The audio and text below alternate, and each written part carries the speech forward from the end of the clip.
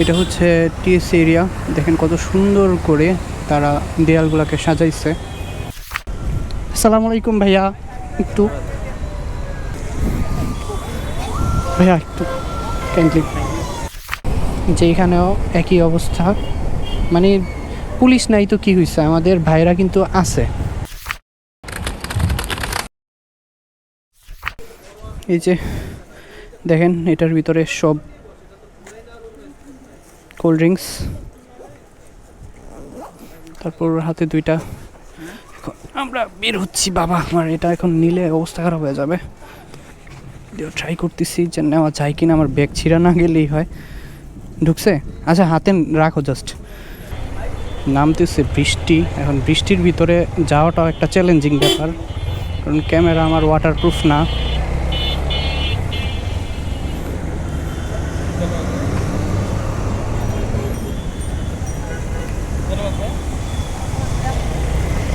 ওরা ছোট ভাই ব্রাদার কষ্ট করতেছে সকাল থেকে।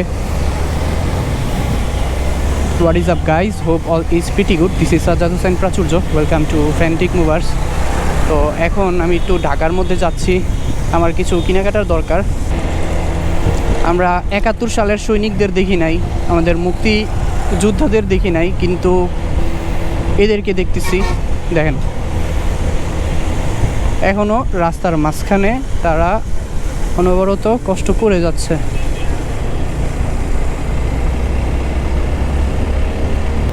অনেকে বলতেছে যে ছাত্র দল যারা আছে, ছাত্র সমাজ, তারা রাস্তায় নামছে, তারা কষ্ট করতেছে, এগুলা এক্সেসিভ হইতেছে, মানে তাদের দোষ ধরা নিয়ে অনেকেই বিজি। যে আরেকজন ভাইয়া, সেও স্টুডেন্টদেরকে কিছু না কিছু জিনিস দেওয়ার ট্রাই করতেছে, মানে যে যার মতো পারতেছে। তাদেরকে কেউ টাকা দিয়ে এখানে আনে নাই, তারা স্বেচ্ছায় কাজ করতেছে মানুষের জন্য। তারা নিজের কাঁধে দায়িত্ব তুলে নিছে। রেসপেক্ট ভাই তোমাদের। এটা হচ্ছে টিএস এরিয়া। দেখেন কত সুন্দর করে তারা দেয়ালগুলোকে সাজাইছে।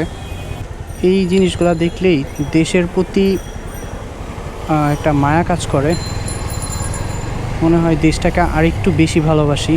এতদিন আমাদের বাক স্বাধীনতা ছিল না, তো এখন যেটা আমরা ফিরে পাইছি, আমরা চাই না এই স্বাধীনতাটা নষ্ট হোক। আমরা সবাই আমাদের নিজেদের যার যার স্থান থেকে যতটুকু সম্ভব দেশের জন্য কাজ করব। জাস্ট এতটুকুই প্রতিজ্ঞা করাটা উচিত আমাদের প্রত্যেকের। আর যেহেতু আমরা ইয়ং জেনারেশন, আমাদের ইয়ং জেনারেশনের উপর এই সম্পূর্ণ দায়িত্বটা।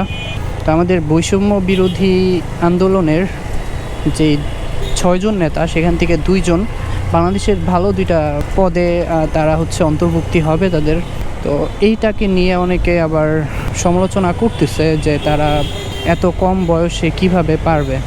তো ভাই একটা কথা বলি, সেটা হচ্ছে তারা যে একদমই কম বয়স এরকম কিন্তু না, ঠিক আছে? ঢাকা ইউনিভার্সিটি থেকে মাস্টার্স কমপ্লিট করা ছেলেদের বয়স কিন্তু অতটাও কম না, তারা কিন্তু দেশের ইয়াংস্টার।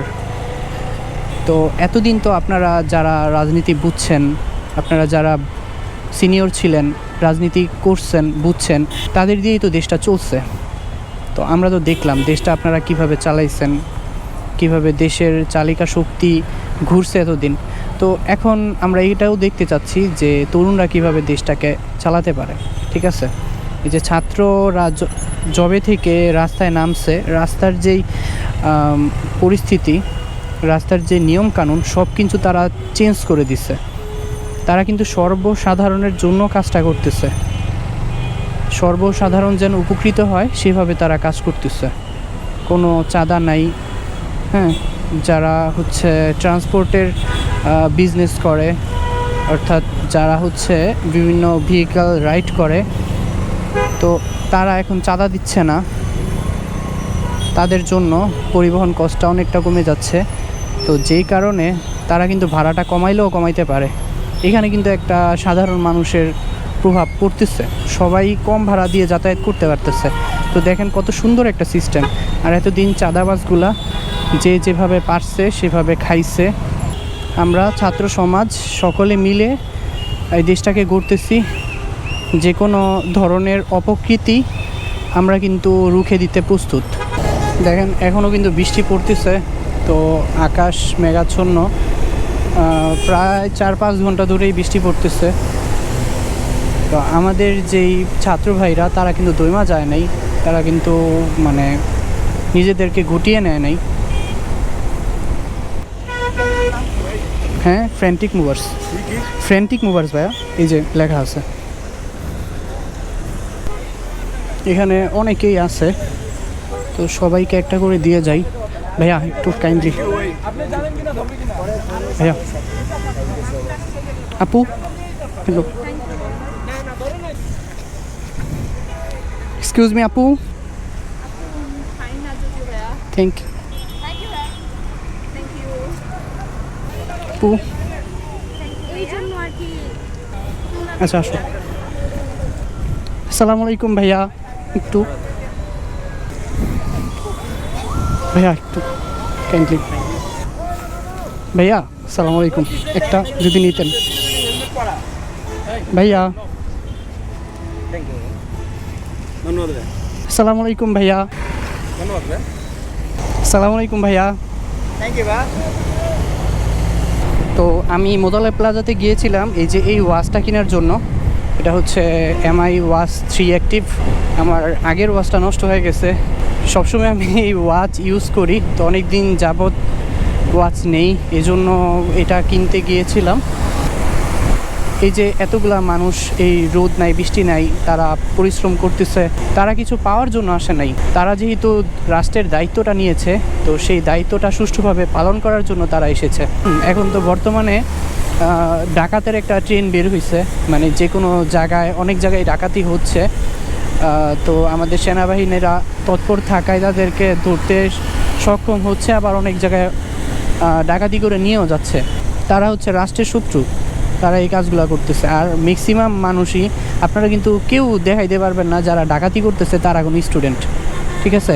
তো ম্যাক্সিমামই হচ্ছে টোকাই পোলাপাইন, যারা আগে রাস্তাঘাটে নেশা পানি করতো, তাদেরকে রাস্তা থেকে বিতাড়িত করার পরে বিভিন্ন জায়গায় রেড দেওয়ার পরে তারা কিন্তু এখন মানুষের বাড়িতে বাড়িতে যা ডাকাতি করতেছে। আর এই ধরনের মানুষগুলো কিন্তু আসলে মানসিকভাবে সুস্থ না, তারা যে কোনো কিছুই করতে পারে টাকার জন্য। তো আমরা যদি তাদের জন্য পুরা রাষ্ট্রটাকে একটা দোষের মধ্যে ফেলে দেই, তো এটা কিন্তু হইল না। ছাত্রভাইরা কিন্তু কখনোই এইগুলোর পক্ষে না। অনেকেই হয়তো ভাবতেছেন যে আগে আমরা ভালো ছিলাম, এখন এই স্টুডেন্টরা আন্দোলন করার কারণে আমাদের এখন নিরাপত্তা দেওয়ার কেউ নাই। তো ভাই একটা জিনিস খেয়াল করেন, যে আপনি যদি এই কথাটা আপনার নিজের জন্য ভাবেন, তাহলে কিন্তু আপনি স্বার্থপর, ঠিক আছে? আপনি সামগ্রিক দেশের জন্য ভাবেন, যে কয়টা মানুষ এতদিন স্বস্তিতে ছিল, চাঁদাবাজি, রাজনীতি, দুর্নীতি, বিভিন্ন ধরনের প্রবলেমে কিন্তু পড়েছিল এতদিন মানুষগুলা। আমরা আসলে জানতামই না যে আমরা এই বাংলাদেশটাকে কত ভালোবাসি। এই আন্দোলনের পর থেকে আমরা বুঝতে পারছি যে আসলে আমরা এই দেশটাকে কত ভালোবাসি। ওই দিন দেখলাম 7 বছরের একটা বাচ্চা বাসা থেকে টাকা নিয়ে তারপর একটা বাঁশি কিনছে, বাঁশি কিনা তারপর সে হচ্ছে ট্রাফিকের দায়িত্ব পালন করতেছে। সে জিনিসগুলা বুঝা করুক না বুঝা করুক, কিন্তু শিখতেছে তো যে কিভাবে দেশটাকে নিরাপত্তা দিতে হয়, কিভাবে দেশের হয়ে কাজ করতে হয়। এই জিনিসগুলাই হচ্ছে আমাদের পরবর্তী প্রজন্মকে দেওয়া আমাদের থেকে বার্তা বা মেসেজ। আপনার চোখের সামনে কোনো অপকর্ম এখন থেকে দেখলে যে কোনো ওয়েতে তাদেরকে বাধা দেওয়ার চেষ্টা করুন। এই মন মানসিকতাটা তৈরি করুন। এই মন মানসিকতাটা যদি তৈরি করতে পারেন, বিশ্বাস করেন সত্যিকার অর্থে আমাদের এই দেশটা কিন্তু অনেক সুন্দর হয়ে যাবে। আমরা বাইরের দেশে গেলে সবাই চিন্তা করি, ইস আমাদের দেশটা যদি এত সুন্দর হইতো, আমাদের দেশের সিস্টেমগুলো যদি এমন হইতো। তো সেই সিস্টেমগুলো এখন বর্তমানে আপনারা আমাদের দেশের মধ্যে অ্যাপ্লাই করুন, তাহলে দেখবেন আমাদের দেশ কত দ্রুত এগিয়ে যায়। আমরা চোখ বন্ধ করলে আমাদের দেশটাকে নিয়ে যেরকম একটা স্বপ্নের দেশ চিন্তা করি বা কল্পনা করি, সেই স্বপ্নের দেশটাই আপনারা সাজান যেভাবেই হোক, ঠিক আছে? ওইভাবেই আপনারা এই দেশটাকে এগিয়ে নেন। যে এখানেও একই অবস্থা, মানে পুলিশ নাই তো কী হয়েছে, আমাদের ভাইরা কিন্তু আছে। যে এটার হেলমেট নাই, আটকাইছে। স্টাফ কোয়ার্টারের এই জায়গাটা একটা জ্যাম লাগা থাকতো সব সময়, এখন কি সুন্দর ডিভাইড করে দিচ্ছে তারা। যাক, দেখতেই ভাল লাগতেছে। যে আরেকটা জায়গা ছিল, যে জায়গাটা কিনা সবসময় জ্যাম থাকতোই, যেখানে অটোগুলা এলোপাথারিভাবে থাকতো সেগুলোকেও সুশৃঙ্খলভাবে করছে। এতদিন আপনারা এই জিনিসগুলোকে লক্ষ্য করেন নাই, যেভাবে করে সব চলে আসতেছিল সেভাবেই আপনারা অভ্যস্ত হয়ে গেছেন। কিন্তু জিনিসগুলোকে আরও সুন্দর করা যায়। কিভাবে সুন্দর করা যায় আমাদের ছাত্র ভাইরা তারা আপনাদের চোখে আঙ্গুল দিয়ে কিন্তু দেখিয়ে দিল না। এখন আমরা চাঁদাবাজ মুক্ত একটা বাংলাদেশ গড়তে চাই, যেখানে কেউ অন্যায়ভাবে কোনো টাকা নিতে পারবে না, কেউ ভ্যাট ট্যাক্স ছাড়া কেউ কোথাও টাকা দিবেন না প্লিজ। আমরা যেমন বাইরের বিভিন্ন ধরনের সিস্টেমগুলোকে দেখি, ফলো করি, ভালো লাগে আসলে, যে কারো টাকার ব্যাগ করে থাকলেও কেউ ধরে না। এতটাই তারা সৎ। আসলে এই জিনিসগুলো কিন্তু তারা একদিনে করতে পারে নাই, তারা তাদের পূর্বপুরুষদের কাছ থেকে এই জিনিসগুলোই শিক্ষা পাইছে। শিক্ষা পায়া তারা তাদের জেনারেশনটাকে ওইভাবেই তৈরি করছে। তো আমাদের জেনারেশনটাকেও এমনভাবে তৈরি করা উচিত যে আমাদের পরবর্তী প্রজন্ম যারা আসবে তারা আমাদের কাছ থেকে শিখবে, আমাদের কাছ থেকে শিক্ষা তারাও কি অনুপ্রাণিত হবে। তখন দেখবেন আমাদের দেশটাও এক সময় খুব শান্তির একটা দেশে পরিণত হবে। আমাদের মন মানসিকতার কারণেই এই খারাপ অবস্থা। তো বাইরের দেশে দেখবেন একটা রাস্তা তৈরি করলে 20 থেকে 30 বছরও সেটা কিছু হয় না, ভাঙ্গে না। কিন্তু আমাদের দেশে কিছুদিন পর পরই সেটা ঠিক করতে হয়, কিছুদিন পর পরই মেরামত জোড়াতালি দিতেই হয়। কেন ভাই?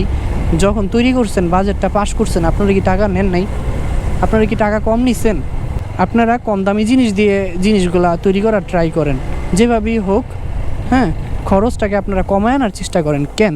জাতি কি আপনাদেরকে বলে দিছিল যে আপনারা সস্তাভাবে কাজ করবেন? না, বলে নাই। কিন্তু তারপরেও আপনারা নিজেদের স্বার্থ রক্ষার জন্য এই জিনিসগুলো করে থাকেন।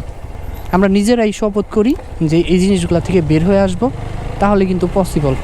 হ্যাঁ, শেখ হাসিনা সরকার অনেক বেশি উন্নত করছে, সব কিছুই করছে, আমরা সেটাকে অস্বীকার করতে পারবো না। কিন্তু তার অনেক কিছুই ভুল ছিল।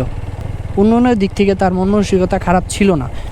সবচেয়ে বেশি যে জিনিসটা খারাপ সেটা হচ্ছে যে সে কি জোর জুলুম করতো সবার উপর।